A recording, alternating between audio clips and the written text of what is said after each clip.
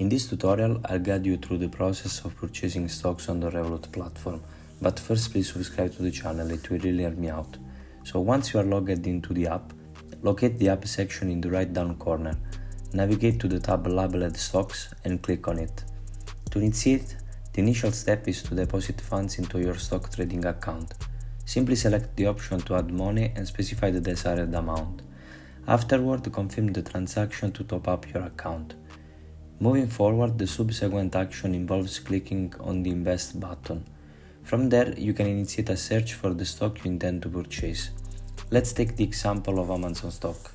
Suppose you wish to invest $60 in Amazon stock. Upon selecting the Buy option, proceed to specify the investment amount. Consequently, this investment will translate into acquiring 0.42 shares of Amazon, considering the current cost of one share at $114. To complete the transaction, confirm the purchase by selecting Buy Amazon. And there you have it. If you find this tutorial valuable, I encourage you to like and subscribe for more content. Thank you.